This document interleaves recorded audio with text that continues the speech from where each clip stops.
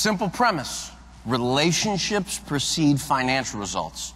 That's why a big part of their focus is putting their partners in a position to be successful, be remarkable consistently. And I want to give you an example of this happening. And I think there's a real relevant insight around this story. I mentioned I live in Minneapolis, Minnesota, but originally I'm from Cleveland, Ohio.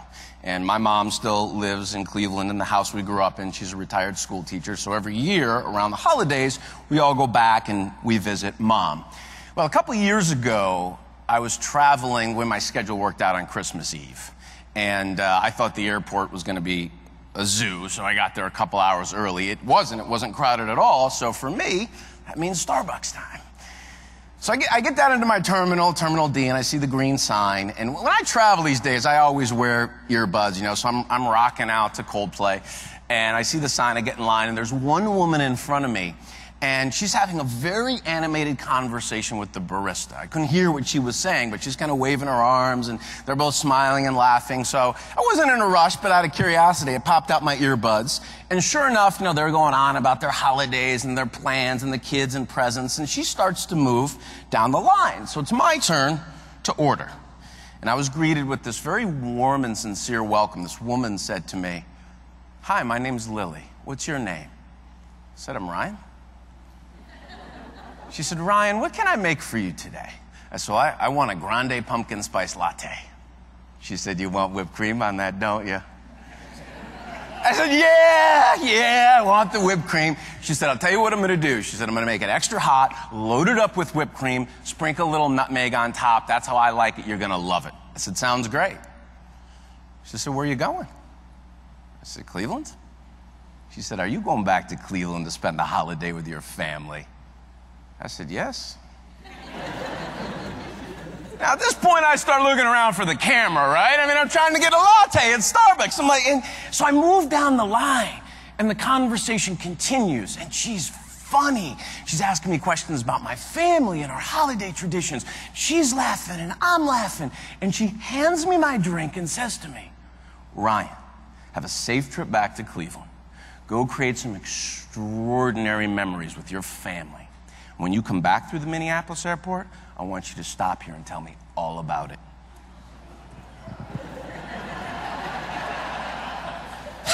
You know, so I get my drink, I start walking away, and I stop and I look back at this woman, and I think to myself, you know, it's Christmas Eve.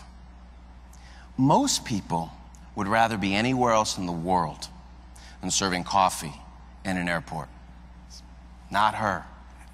It was like she was meant to be there. And I couldn't help myself. I had to go back. So I did. I walked back and I said, "Excuse me, Lily." And you know, she jumps around. "Ryan, is everything okay with the latte?" Nice athletic stance, pumpkin whipped cream.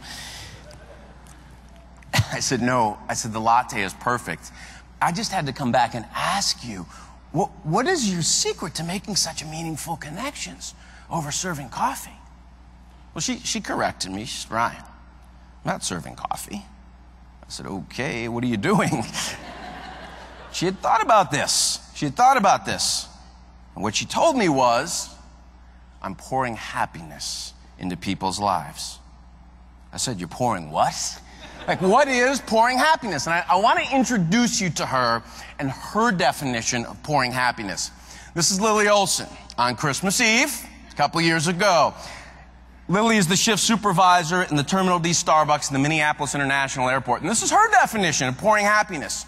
She wants to be happy in her life. She wants to be around happy people. She cares about her customers. She wants them to come back. So she chooses, even on Christmas Eve, to smile, to have fun, to help people, to just be happy. I said, "Lily, you are awesome. You're an awesome brand ambassador for Starbucks. You want your customers to keep coming back to Starbucks." "No, Ryan. No, Ryan." I said, "Okay, coffee Yoda, lesson number 2, please." She says, "No, I want my customers to come back to see me in Terminal D." And she gets to really important principles of meeting customers where they are in the new economy. And the first one is, instead of just focusing on how to be successful, focus on how to be helpful. When you help customers get where they want to go today, they'll return that favor with loyalty. Optimized employees are more likely to be helpful. The other thing she understands and masters straight away is the very specific and intentional decision around how she chooses to show up, even on Christmas Eve. You know this. A lot of things happen in work and in our lives that are beyond our sphere of influence or control. She doesn't control the weather in Minneapolis. Trust me, I live there. She doesn't control what Caribou does in D8. All she gets to own is how she chooses to respond to those things. Decide how you show up. You know, it's interesting, when I met Lily, and she would have had no way of knowing this, but I was pretty heavy in the heart and had a lot on my mind. My parents, both retired school teachers, married 45 years. About 3 months before that holiday, I got a call from Mom. We got some really tough medical news about Dad. And it was a terminal diagnosis, and we knew we probably weren't going to have a lot of time. So I was sitting in that airport on Christmas Eve, not in the best place in the world.